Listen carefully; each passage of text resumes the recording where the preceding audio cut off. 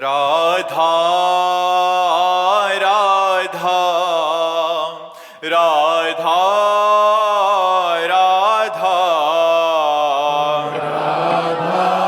राधा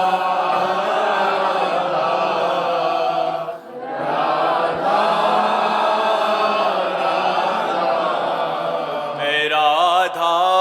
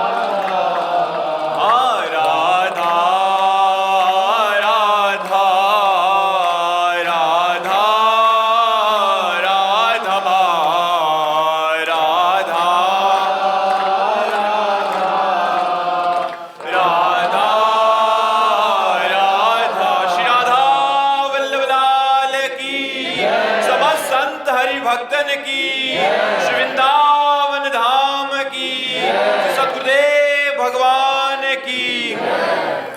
प्रिया वर्मा जी हरदोई से।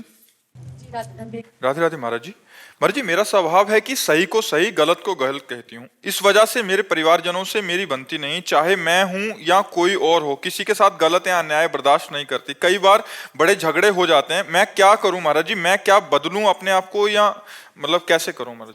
नहीं, बदलना तो बिल्कुल नहीं है, पर थोड़ा सा समझना है कि हमको अच्छाई का तो साथ देना है, पर बुराई से वैर नहीं करना है। वैर करना और उदासीन होना अंतर होता है। उदासीन का मतलब होता है निरपेक्ष हो जाना। हम आपसे न मित्रता रखेंगे न शत्रुता रखेंगे। अगर हम वैर करते हैं तो वो गलत था बुराई करके और हम गलत हो गए वैर करके, बात तो एक ही हो गई ना। वो बुराई कर रहा है और हम बुराई का वैर कर रहे हैं, तो हम भी तो बुरे हो रहे हैं। हमारे अंदर भी तो गलत बात आ रही है। हम झगड़ा किए ना, हम मान लो लड़ाई किए ना, तो ये गलत बात है ना। हमको उपेक्षा कर देनी चाहिए। उसे कहते हैं शास्त्रीय शब्दों में उदासीनता। उदासीनता न मित्रता और न शत्रुता। आपका आचरण है, आप जानिए। बस बहुत कम लोग ऐसे होते हैं जो अच्छाई से चलते हैं, अच्छाई का साथ देते हैं, पर बुराई का त्याग करना है, पर बुराई से झगड़ा नहीं करना। यदि हमने बुराई से झगड़ा किया तो वो बुराई में स्थित है, हम झगड़े में स्थित है, बात तो एक ही हो गई। एक आदमी बुरा कर रहा है और एक आदमी बुरा उसको कह रहा है, तो समय तो दोनों का उसी बुराई में जा रहा है ना। तो अंतर क्या पड़ा? अंतर ये है, यदि हम में सामर्थ्य हो तो हम अपने प्यार के बल से, अपने धर्म के बल से उसकी बुराई दूर कर सके, ना कि बुराई का वैर करें।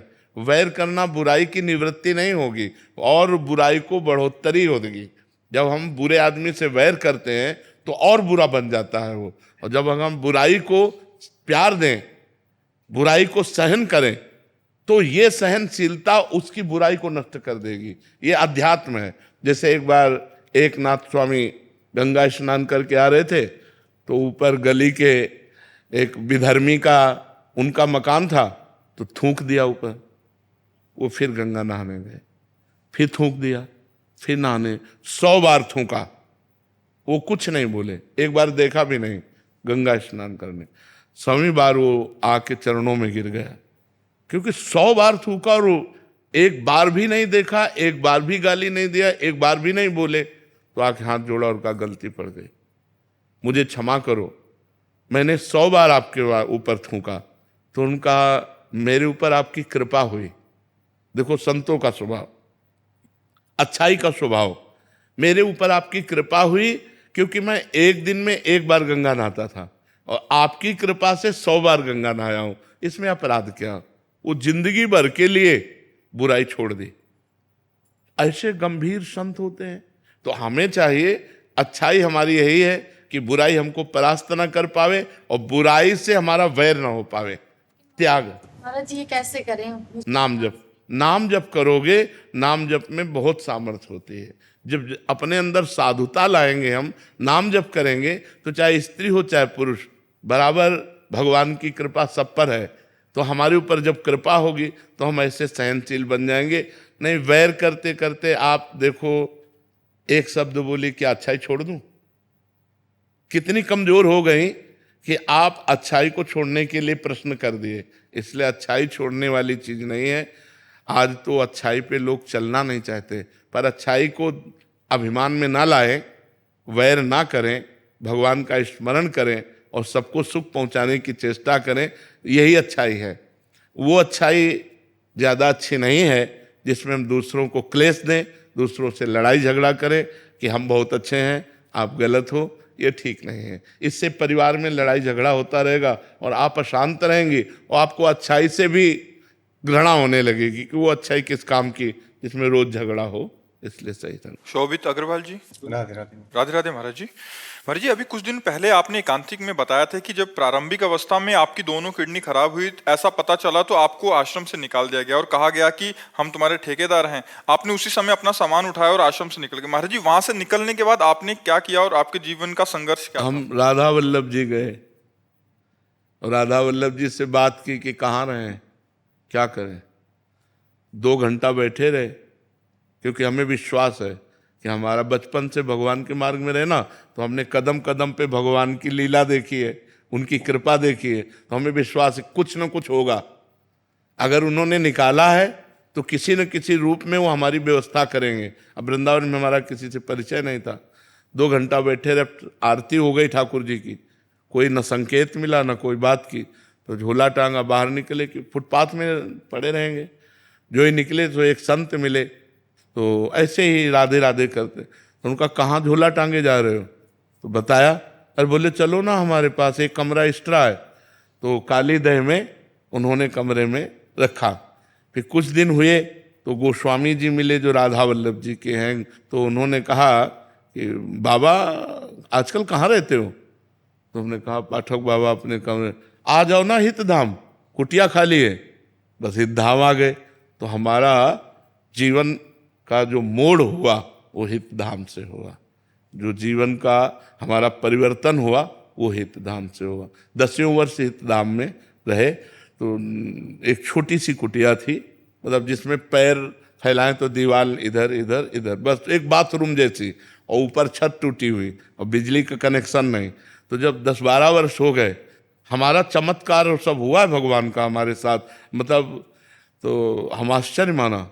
तो स्वामिनी कुंज जो बनी थी जिसमें हम सत्संग करते थे, वो सब आपस में मिल करके सब बन गई। हमको पता भी नहीं चला कैसे क्या बन गई। और बस फिर राधा के कुंज बनी, तो धीरे धीरे देख ही रहे सब। यहाँ तक ऐसे जीवन यात्रा हुई। हितधाम तक भिक्षा मांग के खाते थे। तो वास की व्यवस्था हितधाम में जब हुई, वो वहाँ से जीवन पलटा हमारा। वहाँ से जीवन पलटते पलटते अब देखो ये जीवन आ गया कि भगवान समाज की सेवा दे दी। वैसे बैठकर बात करने का, और लाखों लोग प्यार करते हैं। तो भगवान की कृपा से जिसको कोई पानी देने वाला नहीं था, आज हजारों लोग प्यार करने वाले हैं। ये भगवान का सब दिन होत ना एक समान, एक समय वो था और एक समय ये है। प्रभु एक छोटा सा प्रश्न है कि जैसे मैं गृहस्थ हूँ, संसार के सारे काम करता हूँ, भजन भी कभी होता है कभी उतना नहीं होता, तो हमेशा ये थोड़ा सा डर लगा रहता है कि कहीं माया एकदम से गिरा ना दे। हाँ, अगर आप समय को समर्पित करते रहें, जैसे 8 से 9 बजे तक आपने जो भी किया उस कर्म को, और 8 से 9 बजे तक के समय को भगवान को समर्पित करते रहें, तो भगवद समर्पण कर्म से आपकी बुद्धि पवित्र होकर भगवान में लग जाएगी। जो गृहस्थ आदमी है उसका ज़्यादा भजन नहीं बनता, जो हर समय माला लिए, हर समय वो कर्म परायण होता है, तो उसको चाहिए अपने कर्म भगवान को समर्पित कर दे। जैसे 8 बजे से 8 बजे तक 12 घंटे नौकरी की, तो 12 घंटे बाद हे करुणा निधान भगवान, हे जगत के स्वामी, आपकी इस सृष्टि में ये 12 घंटे काम किए, ये 12 घंटे का समय और काम आपके चरणों में समर्पित, तो ये भगवद अर्थ कर्म उसको भगवत प्राप्ति करा देगा। भगवान ने हर रास्ता इसीलिए बनाया है कि हर जीव का मंगल हो जाए। तो जो बहुत क्रियापरायण है वो अपने क्रिया योग, कर्म योग को भगवान को समर्पित कर दे, तो उनका काम बन जाए। अजय राय जी। श्री हरिवंश। श्री हरिवंश महाराज जी। महाराज जी, जैसे आपने बताया है कि ये मन 2 चाल चलता है, एक तो क्रिया कर देता है, दूसरा चिंतन कुछ और चलता रहता है, परंतु महाराज जी मेरे ये पापी मन 3 चाल चल रहा है महाराज जी। जैसे शरीर से कोई क्रिया कर रहा है, वाणी से नाम चल रहा है, और चिंतन तो भोग विलासों और गंदी बातों का हो रहा है महाराज जी। ऐसे में बहुत परेशान हो गया हूं महाराज जी, निरंतर जप करने का भी प्रयास कर रहा हूँ, बट अंदर ही अंदर सुकून नहीं। उसे बहुत बढ़िया है, अगर नाम चल रहा है तो तुम चिंता मत करो, सब ठीक हो जाएगा, सब ठीक हो जाएगा। अभी चिंता मत करो। नाम बहुत बड़ी सामर्थ्य है, मतलब गुरु कृपा से नाम में भगवान के अपार सामर्थ्य है। भाव कुभाव अनख आलसहु, नाम जपत मंगल दिशि दसहु, 10 दिशाओं में मंगल हो जाएगा, तुम चिंता मत करो। ये चाहे 14 चाल चलने लगे, ये कुछ नहीं बिगाड़ पाएगा यदि नाम चल रहा है। और भगवान का नाम यदि नहीं चल रहा तो हानि है, फिर उसमें लाभ नहीं है। भगवान का चिंतन, हरि स्मृति सबसे बड़ी चीज। पूरी गीता जी सुनने के बाद अर्जुन को क्या मिला? नष्टो मोहा स्मृति लब्ध्वा त्वत्प्रसादान मयाच्युता, आपके कृपा प्रसाद से हे श्री कृष्ण मुझे अखंड स्मृति प्राप्त हो गई, मोह का नाश हो गया। बस भगवान की स्मृति ही सब कुछ है। यदि भगवान का नाम चल रहा है, भगवान का चिंतन चल रहा है, तो चिंता करने की जरूरत नहीं, सब मंगल हो जाएगा, 10 दिशाएं मंगलमयी हो जाएंगी। भाव कुभाव, जैसे हमारा भाव नहीं बन रहा, मन कहीं और जा रहा है, क्रिया कुछ और हो रही, केवल मुख से हम राधा राधा रट रहे। भाव कुभाव अनख आलसहु, नाम जपत मंगल दिशि दसो, 10 दिशाओं में मंगल होगा। अमंगल नहीं हो सकता, चिंता न करो। आशीष जी।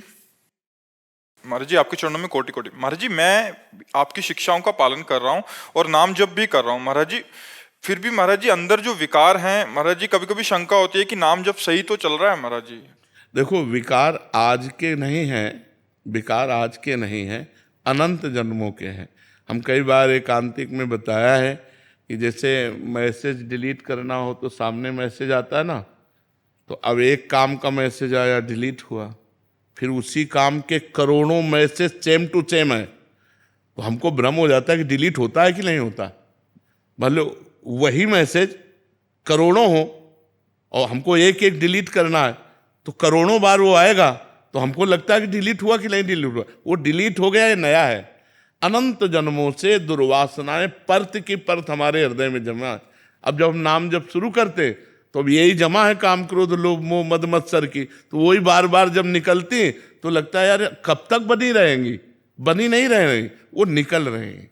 जो हमारे अंदर जमा है वो निकल रहा है, मन निर्मल हो रहा है।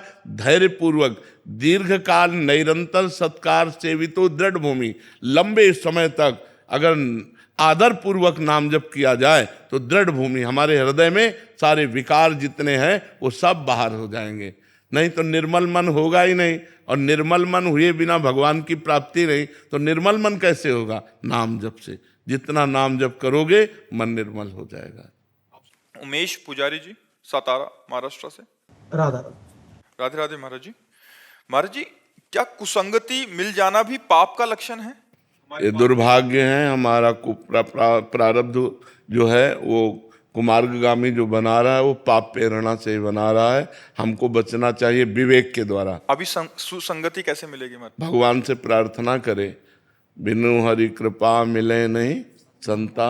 भगवान से प्रार्थना करे कि हमें संत संग मिले, हमें अंदर की जो सत्संगति है उसका प्रभाव पड़े, अंदर की कुमति का प्रभाव न पड़े। बुद्धि में 2 भाव है, एक कुमति एक सुमति। तो सुमति भी अपना काम करती है, तो हम सुमति के अनुसार चले, कुमति के अनुसार। पाप के प्रभाव से कुसंगति मिल सकती है, लेकिन कुसंगति से बचना ये हमारी बुद्धि विवेक का कार्य है कि हम जानते हैं ये गलत है, तो हमें बचने की चेष्टा करनी चाहिए उस व्यक्ति से, उस वस्तु से, उस स्थान से जो हमें भगवान से विमुख कर दे, धर्म से विमुख कर दे, सतमार्ग से विमुख कर दे। ऐसी कुसंगति से हमें बचना चाहिए। कुसंगति पूर्व प्रारब्ध के वशीभूत मिल सकती है, लेकिन हम विवेक के द्वारा उससे बच सकते हैं। ऐसा नहीं कि वो हमको रौंद डाले।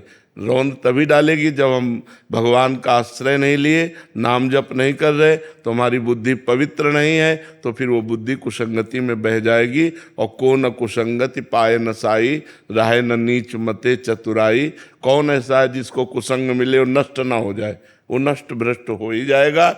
वही बच सकता है जो भगवान का आश्रय लिए। सीम की चाप सके को तासु, बड़ रखवार रमापति जासु। जो रही मुत्तम प्रकृति, का कर सकत कुसंग। चंदन विष व्यापत नहीं, लपटे रहत भुजंग। जो उत्तम स्वभाव धारण करे, उत्तम स्वभाव यही है भगवान का चिंतन करना। संसार का चिंतन करना अधम स्वभाव है और भगवान का चिंतन करना उत्तम स्वभाव है। तो भगवान के अनेक नाम हैं, जो नाम प्रिय हो उसे निरंतर रटो, तो कुसंगति का प्रभाव, कलयुग का प्रभाव, काम क्रोध आदि का प्रभाव हमारे ऊपर आएगा, पर हमें नष्ट नहीं कर पाएगा। यदि नाम चल रहा है तो नाम छूटा तो कहा हनुमंत विपत्ति प्रभु सोई, जब तो सुमिरन भजन न होई। वही विपत्ति, वही संगति का प्रभाव हमारे हृदय में पड़ जाएगा जब नाम नहीं चल रहा। नाम चल रहा है तो विपत्ति नहीं है, फिर संगति चाहे जितनी गलत हो वो हमारे ऊपर प्रभाव नहीं डाल पाएगी, क्योंकि भगवान का नाम पहरा दे रहा है। नाम पहारू दिवस निश्चित, रात दिन जो नाम जप रहा है उसका अमंगल नहीं हो सकता। इसलिए खूब नाम जप करो और भगवान से प्रार्थना करो कि सुसंगति मिले, संतों का संग मिले। महाराज जी, आपके श्रीमुख से सुना है कि पुण्य पुंज बिन मिले ना संता, तो आज के पुण्य जो करेंगे उसके परिणाम स्वरूप भी संतों का दर्शन होगा? हाँ, ऐसा हो सकता है, ऐसा हो सकता है। हम तीर्थ अवगाहन करें, परोपकार करें और भगवान से प्रार्थना करें तो फिर मिल सकता है, फिर संतों का संग मिल सकता है। सुकृतवान को ये लाभ मिल सकता है। पुण्यवान को जैसे पक्षियों को चुगाते चुगाते कभी हंस आ गए तो चुगाने का अवसर मिल गया, ऐसे ही हम जनरल साधारण सेवा करते करते कभी किसी महापुरुष की सेवा बन गई, हमारा काम बन जाएगा। तो हमारा भाव जब पुण्य अर्जित करने का हो, पाप से रहित जीवन हो, तो संत संग निश्चित मिल जाएगा। पुण्य पुंज बिन मिले न संता, ऐसा भी सिद्धांत है। खूब सुकृत करे तो उसके परिणाम से भी संत संग मिल जाता है। मुकेश जी कैलिफोर्निया से। राधे राधे महाराज जी। महाराज जी, आप जी कहते हैं कि हमने अपने मन को समझाना है कि हम कौन हैं। क्या आप जी का तात्पर्य हमसे आत्मा से है जिससे मन को समझाना है? हाँ, हमको हम नहीं, है? मन को, मन समझे ना समझे, आप समझ जाओ, आप अपने आप से समझ जाओ। ये मन से समझना नहीं होता, ये अपने आप से समझना होता है। यही तो कठिन बात है ना ज्ञान मार्ग में। अपने आप से, अपने आप में प्रेम करना है, अपने आप से सब कुछ अलग कर देना है, सब कुछ अलग कर। अंतःकरण आप थोड़ी हो, आप तो अंतःकरण के दृष्टा हो। आप अपने को समझिए, आप ना स्थूल शरीर है, ना अंतःकरण है, न इंद्रियां हैं, न इनके भोग आप भोगते हैं, न इंद्रियों द्वारा कोई कार्य करते हैं। पर ना करते हुए भी आप कर्ता बने हुए हैं, ना भोगते हुए भी आप भोक्ता बने हुए हैं। इसलिए आपको फंसना पड़ेगा। महाराज जी, जैसे हमने अपने मन को समझाना है, तो ये जो हम है, नहीं, आप मन के आगे जा ही नहीं पा रहे ना, बिना भजन के कैसे जा पाओ? हम कह रहे मन को समझाना नहीं है, मन को समझाना नहीं। आप समझ जाओ, मन समझ जाएगा। आप अपने को जानते ही नहीं हो तो क्या समझो? आप कौन है? आत्मा, परमात्मा स्वरूप, तत्त्वम असि।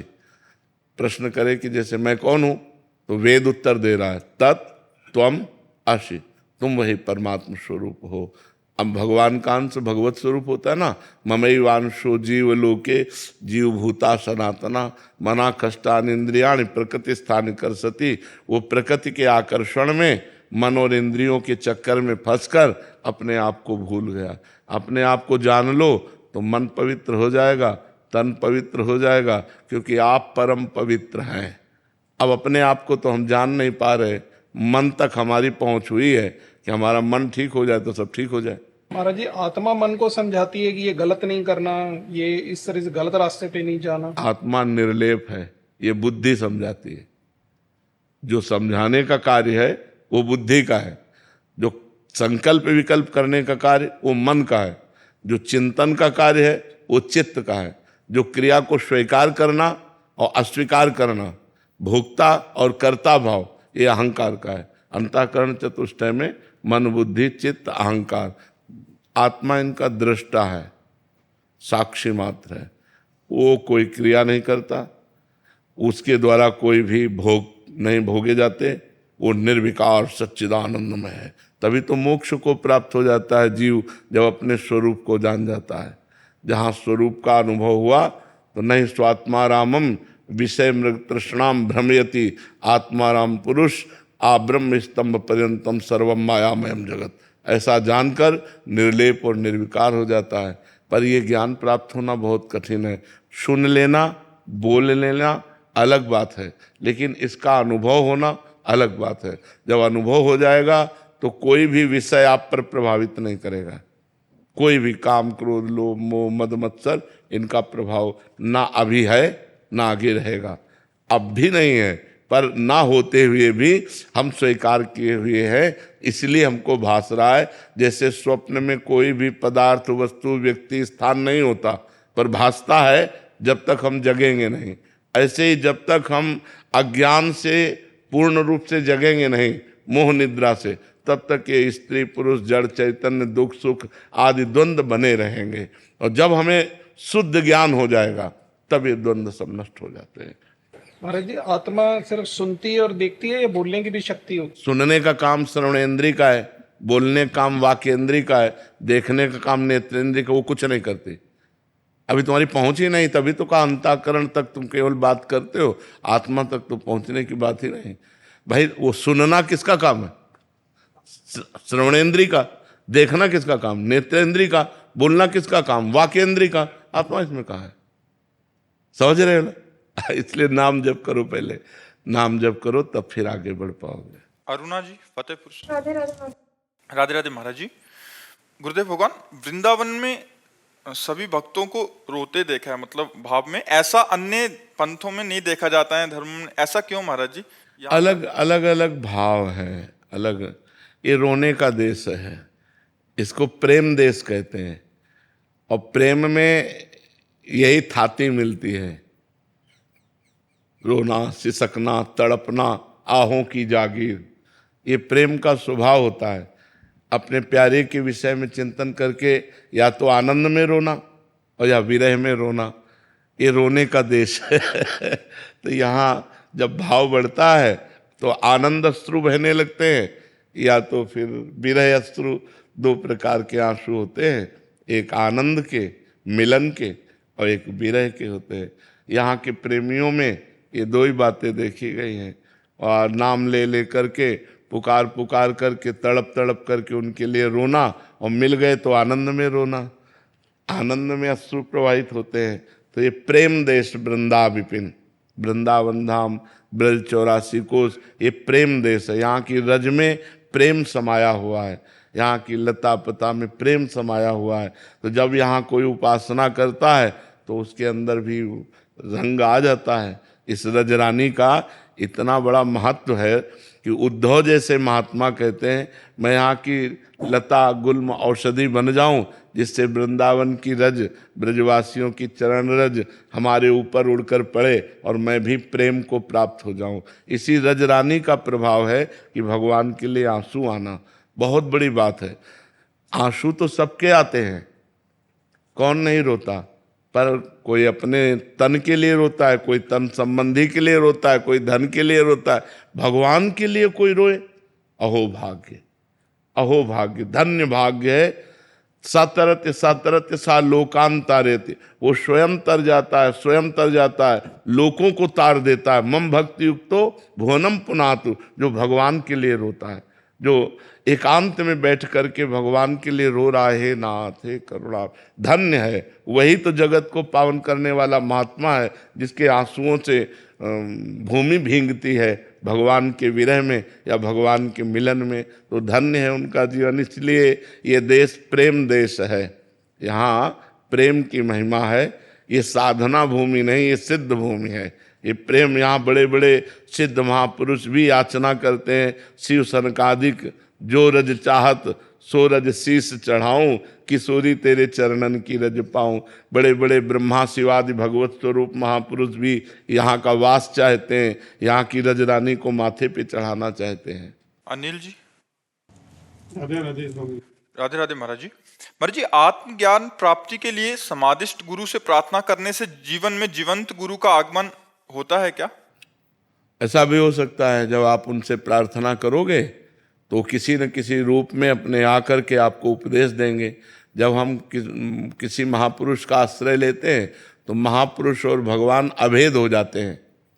ब्रह्मविद ब्रह्म ही भवति, जो ब्रह्म को जान लेता है वो ब्रह्म स्वरूप हो जाता है। तो अब अव्यक्त तो वो हो चुके, अंतर ध्यान हो चुके, तो भगवान के स्वरूप हो चुके। जब उनका चिंतन करेंगे तो भगवान संयोग बना देंगे, किसी न किसी महात्मा से मिला देंगे, जिससे हमारा जो मार्ग अवरुद्ध हो रहा था, जहाँ हम रुक रहे थे, लड़खड़ा रहे थे, हम आगे बढ़ जाएंगे। महाराज जी, जैसा आत्मज्ञान प्राप्त करने के लिए हम समाधिस्थ गुरु से प्रार्थना करते हैं तो वो जीवंत सदगुरु को हमारे जीवन में ला देते हैं, लेकिन जीवंत गुरु लाने के बाद फिर हम जो दीक्षा पाते हैं उनसे, तो फिर से समाधिस्थ गुरु कार्य हम कर सकते हैं। हमको भावना कर लेनी चाहिए जीवंत गुरु में कि पूर्ण पर ब्रह्म परमात्मा मेरे उद्धार के लिए आया। अब द्वैत नहीं रखना चाहिए, वो अलग और ये अलग, ऐसा नहीं रखना चाहिए, क्योंकि गुरु साक्षात पर ब्रह्म, ये हमें बुद्धि लानी है। गुरु साक्षात पर ब्रह्म तस्मै श्री गुरुवे नमः। गुरु में अगर लघु भाव रहा तो समाधिस्थ महापुरुष में श्रेष्ठ भाव, और जीवंत गुरु में लघु भाव, तो कभी काम नहीं बन पाएगा। हमको यही भावना करनी है कि वही महापुरुष इस रूप में आए हैं, अब जो ये आज्ञा करेंगे हमको वैसे चलना है।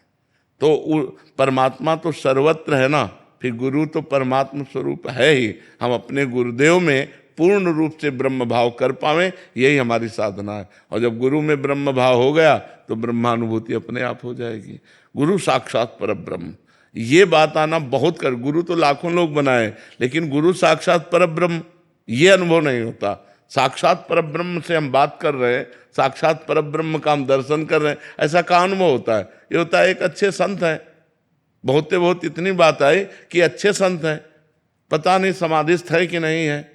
हमारे मनुष्य बुद्धि गुरु के प्रति जो होती है वो नहीं निकल पाती। अगर ब्रह्म बुद्धि आ जाए तो फिर ब्रह्म दो नहीं है, एको ब्रह्म द्वितीयो नास्ति। तो वही साक्षात पर ब्रह्म तो गुरुदेव के रूप में विराजमान है। अब हम और कौन समाधिस्थ महापुरुष का चिंतन करें? वही है, इस रूप में आ गए हैं, बस ये भाव बदल। यही मानना है कि वही है, ये इस रूप में बिल्कुल, बस बस बस बस। नितिन जी। श्री हरिवंश। महाराज जी, मेरे में ऐसा कुछ नहीं है जिस पर मैं अभिमान करूं, फिर भी ये अभिमान बना ही रहता है महाराज जी। हाँ, ये अज्ञान के कारण बना रहता है। जब भजन करोगे तो अज्ञान नष्ट हो जाएगा। भजन करो, खूब नाम जप करो, राधा राधा राधा, राम राम राम, कृष्ण कृष्ण, हरि हरि, जो नाम प्रिय, खूब नाम जप करो। नाम जप से सब ठीक हो जाएगा। 5 वर्ष के प्रहलाद जी परम ज्ञानी महात्मा हुए केवल नाम के प्रभाव से। जो नाम हरि का जपा तो इतने विशुद्ध महात्मा हुए कि सर्वत्र भगवत बुद्धि, यहाँ तक कि खंभे से भगवान को प्रकट कर लिया। सर्वत्र भगवत बुद्धि, नाम जप का बहुत बड़ा प्रभाव है। इसलिए नाम जप करो तो सब ठीक हो जाएगा। षड विकार जित अनघ अकामा, 6 विकारों पर विजय वो प्राप्त कर सकता है जो नाम जप करता है। काम क्रोध लोभ मोह मद मत्सर अनग निष्पाप हो जाता है। अकामा, कोई कामना नहीं रहती। भगवान के नाम में बड़ी सामर्थ्य है, खूब नाम जप करो।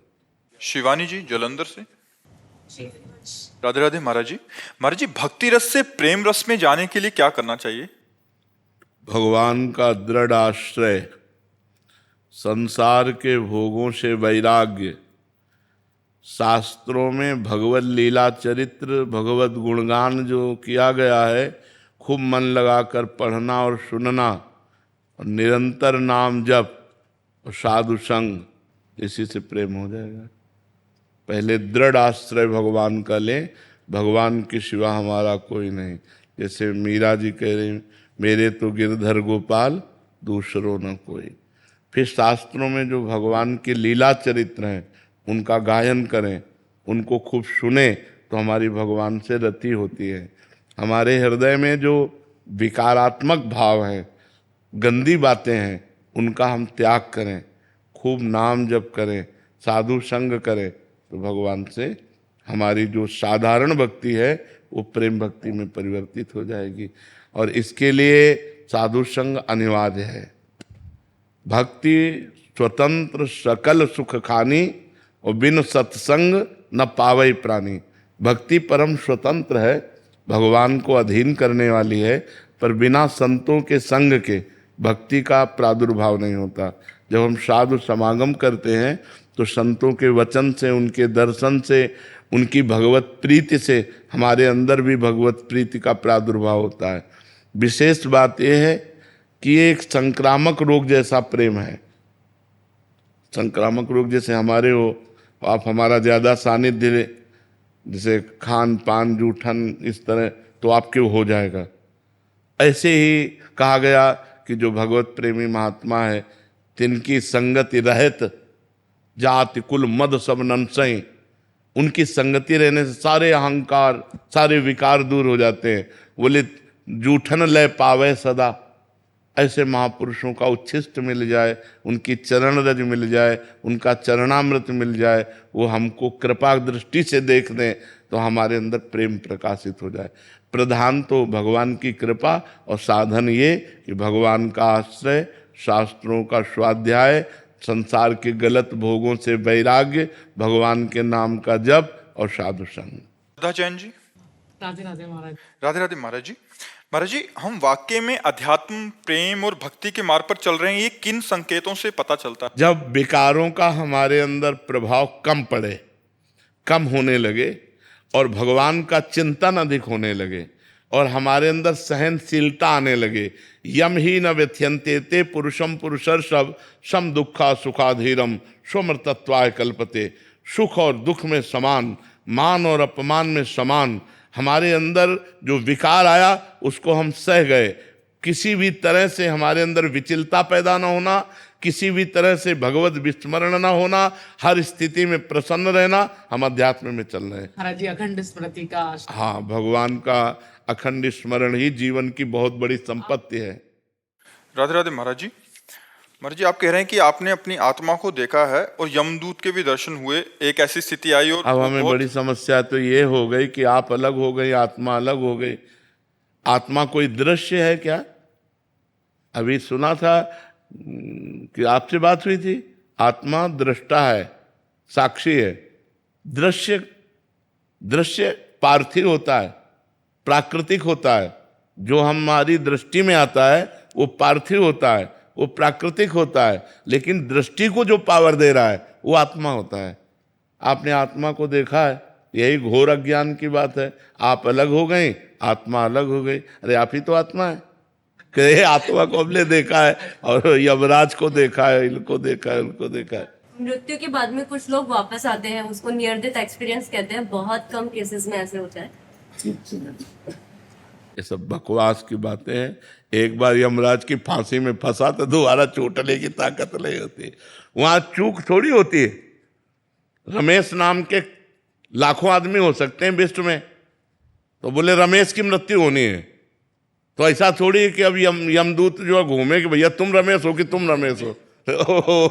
वहां तो एक सेकंड के कम हिस्से में पूरा हिसाब हो गया। उत्तर प्रदेश के अमुक गांव के अमुक कोने में अमुक जगह इतनी आयु, इतना रंग, इतना रूप, एक सेकंड में अंतर्यामी है। एक सेकंड में जाकर के उसका काम तमाम कर दिया।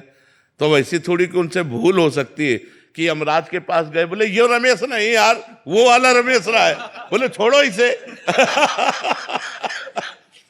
ऐसा हो, वहां दिन भर झगड़े चलता रहे, ऐसा नहीं है। यदि संत हमारी आत्मा और हम संतों की श्वास,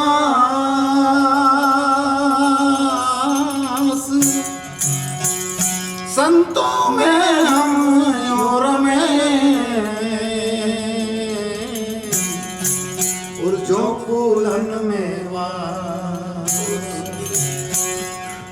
लगी आकाश में, ए जी आग लगी आकाश में, न जल जल पड़े अंगार।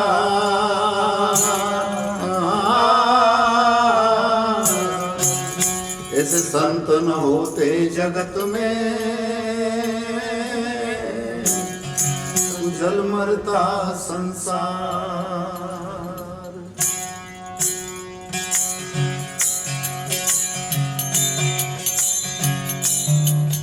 हर संत दुआरे आया री, जोड़े दोनों हाथ।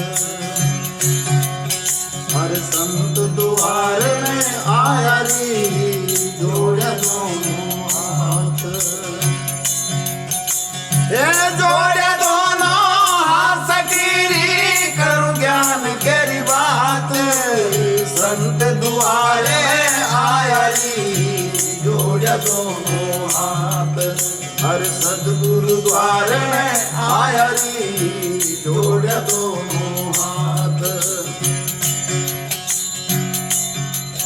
हर सदगुरु आया शब्द सुनाया, निज मन हो गया हाथ। हर सदगुरु आया न शब्द सुनाया, निज मन हो गया हाथ।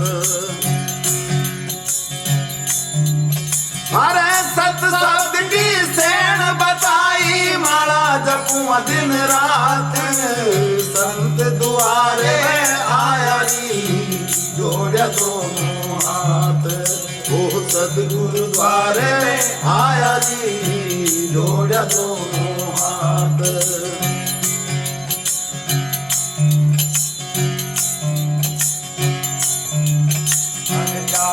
सदगुरु सदा साथ है, वाको नहीं कोई घात। ऐसे सदगुरु सदा साथ है रे, वाको कोई नहीं घात। हर निज भक्ति को बीज रोप्यो, रायो संत को खाट। संत दुआरे आया री, जोड़े दोनों हाथ। हर पूरा गुरुद्वारे में आया री, जोड़े दोनों हाथ। हर पांचों चोर पकड़ बस की ना, सतगुरु मारी है लात। हाँ पांचों चोर पकड़ बस की ना, सतगुरु मारी है लात। हर कुकर्मों की जात बनाई, ईश्वर की नहीं जात। संत दुआरे आया री, जोड़े दोनों हाथ। हर सतगुरु द्वारे आया री, जोड़े दोनों हाथ। हर साहिब कबीर मोह समरथ मिल गया, नोत जी माया बात। हर साहिब कबीर मोह समरथ मिल गया, नोत जी माया बात।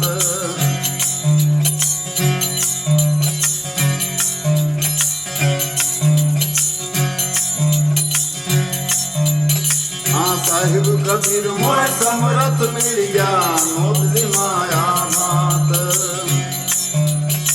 सत शब्द की सेण बताई, माला जपूं दिन रात।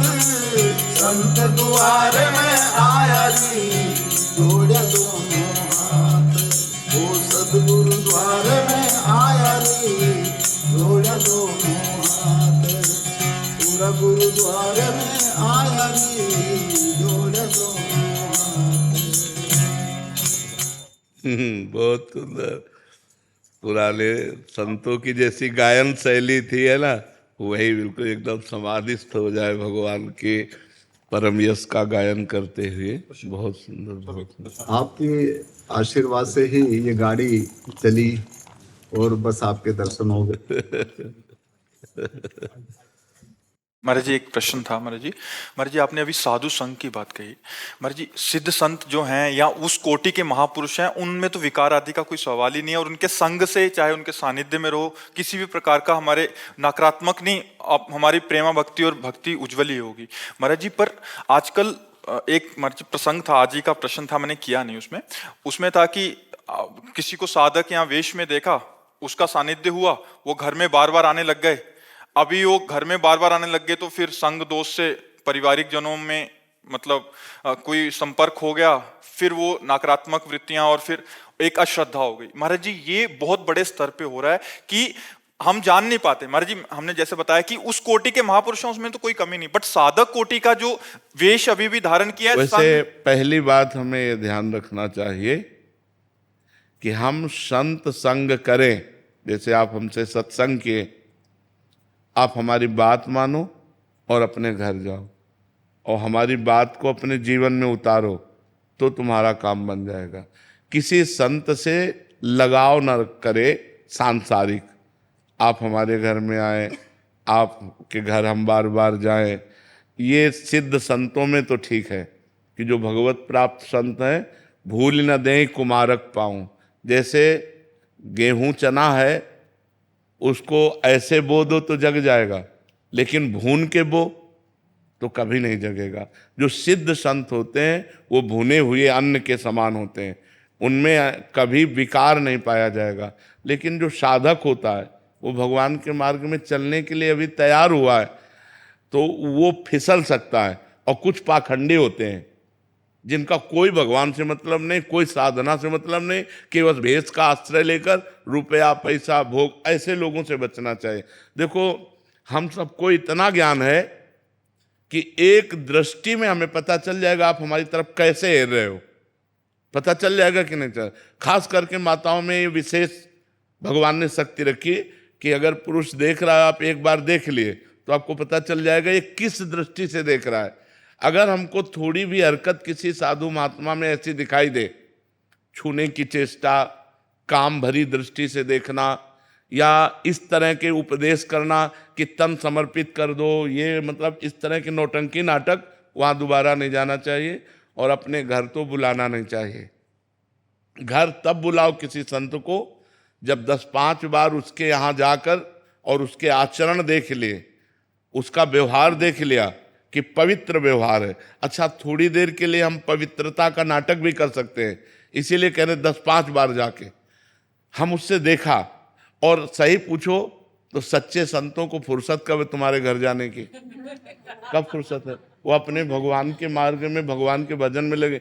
भगवान की सृष्टि है तो अच्छे हैं तो बुरे भी हैं, बुरे हैं तो अच्छे भी हैं। असली नोट है तो नकली भी नोट है, नकली है तो उसका असली भी है। तो हमको चाहिए कि सोच समझ करके हम सत्संग करें। घर तो बुलाना तब चाहिए जब समझ ले कि भगवान की कृपा से साधु संग मिल गया। आप 1000 बार जब प्रार्थना करोगी ना, 1000 बार, तो वो हाँ कह दे तो सौभाग्य की बात है कि आपके घर उनके चरण पड़े। और जहां आपने कहा घर आओ, हाँ आ जाएंगे, कौन सा फोन नंबर है, समझ लो कि मतलब मामला कुछ गड़बड़ है, अभी मामला ठीक नहीं है। जब आप संत से कहोगे ना घर आ जाओ, तो उनको पहाड़ जैसा लगेगा कि यार अपना नियम छोड़ के, अपना भजन छोड़कर इनके। जब आप 100 बार रोगी, प्रार्थना करोगी, तब चलो अच्छा बच्चा, और जाके कुछ खा पी लिया, हमारा कल्याण हो, हमारा मंगल हो। ऐसा नहीं, संतों के घर जाने से हमारा घर तीर्थ हो जाता है। संत चरण रज, संत चरणामृत, संत उच्छिष्ट जहाँ हो पाए वो सब मंगल। लेकिन इसी बातों का दुरुपयोग किया जाता है। जो सच्चे मार्ग के पथिक नहीं है उनसे बहुत बचना चाहिए।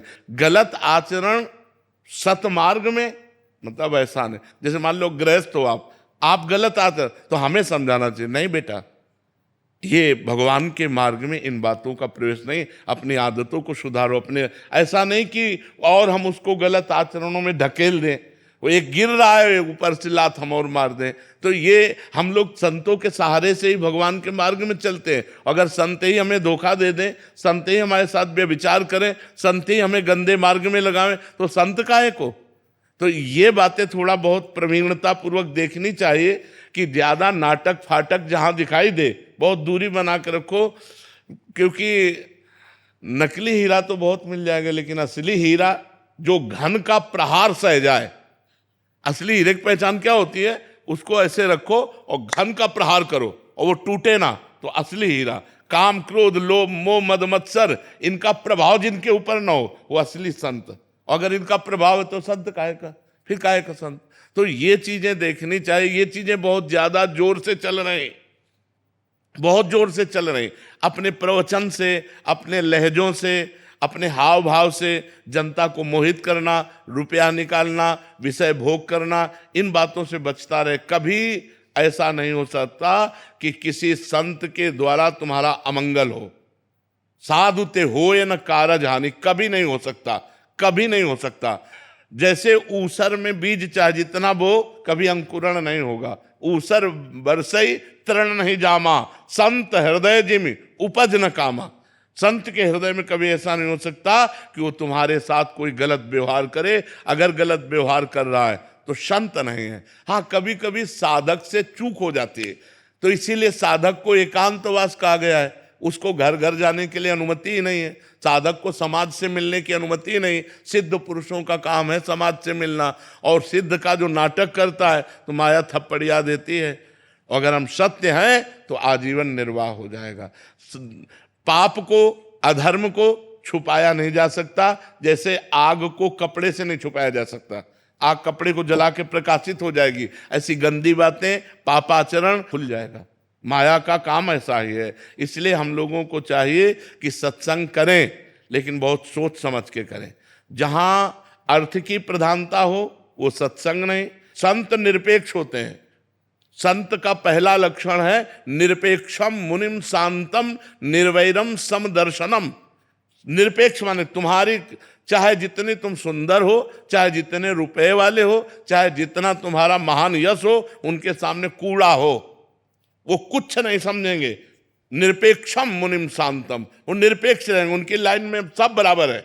उनकी लाइन में नहीं कि वो अगर तुम्हें ज्यादा प्यार दिखाने लगे तो वो संत का प्यार नहीं होगा। ध्यान रखना, ज्यादा प्यार संत जब दिखाते हैं तो वो कसौटी पे कसते हैं। वो भ्रष्ट नहीं करते, वो कसौटी पे कसते हैं। वो तुम्हारा अपमान करेंगे, फिर इसके बाद आप हाथ जोड़े खड़े हो, तब उनकी करुणा दृष्टि होगी कि हाँ अब सही बात। वो तुम्हारे प्रति आसक्त नहीं होंगे, वो तुम्हारे शरीर पर आसक्त नहीं होंगे। शरीर पे आसक्त होने वाला, धन पे आसक्त होने वाला, मान पे आसक्त होने वाला, वो संत नहीं हो सकता। संतों का ऐसा नहीं। और आज बहुत भीड़ है तो बहुत संभल के, ये भी बात बहुत संभल के, नहीं तो काल नेमी के आकर्षण में हनुमान जी भी आ गए थे, ले आ गए थे।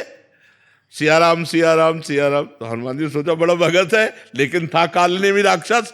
तो ये भी देखना है कि राक्षस भी 50 मर्डर किए हुए, हम एकांतिक में बोले थे तो अफसर बोले थे ना कि हम ही तो पकड़ के लाए थे। 50 मर्डर करके वो साधु बना था और पकड़ा गया। तो वो ऑफिसर जहां ये बैठे ना, यहीं बैठे थे, वो कह रहे थे, अपना पद बताया और कहा हम ही ने गिरफ्तार किया था उसको। तो अब बताओ, अब ऐसा भी तो काल नेमी है कि 50 मर्डर किए हुए और साधु वेस्ट में है। तो हमको थोड़ा सा संभलना है, हमें देखना है, जांच परख करके हमें संग करना है। कहीं सत्संग के रूप में कुसंग ना आ जाए, कहीं सत्संग का भेष लेकर कुसंगति हमारे घर। अब जैसा आप बता रहे हैं कि मान लो साधक घर आना जाना शुरू हुआ तो श्रद्धा भाव प्रकट किया, अब इसके बाद वो किसी से गलत संबंध बना ले तो फिर ऐसा। जी, एक इसमें आप जब गुरुजनों से, शास्त्रों से जब संत महिमा का वर्णन सुनते हैं या सुनते हैं कि वेशधारी है, और ऐसी श्रद्धा होनी भी चाहिए महाराज जी, कौन किस रूप में, असली को हम नकली समझ लें फिर अपराध की वृत्ति बन जाती है, और नकली को असली समझ जाएं फिर बाद में ऐसी स्थिति हो जाती है। तो महाराज जी इस स्थिति में प्रारंभिक में कैसे समझे महाराज जी, हम कैसे उससे पहला संकेत? हम पहली बात बता दिया कि माताओं बहनों में या पुरुषों में भगवान ने एक शक्ति दी है नेत्र में, कि हम आपकी तरफ कैसे देखते हैं आपको पता चल जाएगा। पहला, यार हम लोग मनुष्य हैं, कोई पशु थोड़ी है, हमें पता है कि आप हमारी तरफ कैसे देख रहे हो। एक होता है देखने का तरीका, वो देखने का तरीका, वो बोलने का भी एक तरीका होता है। लच्छेदार भाषण दे करके आदमी को फंसाना, तो अपने को समझ में आ रहा है कि ये जलेबी फेंक रहा है, ये टेढ़ी मेढ़ी जो जलेबी फेंक रहा है, ये फंसाने वाली बात बोल। साधु महात्मा, हम कहते हैं कि अपने आप आपको समझ में आएगा, नहीं समझ में आएगा, अपने आप समझ में आएगा सत्य क्या है और सत्य क्या है। असत्य का तो पता चल ही जाता है कि यार नौटंकी नाटक पाखंड कर रहा है, अपने आप समझ में आ जाएगा। हमें, हमारे हृदय में भगवान बैठे हुए हैं।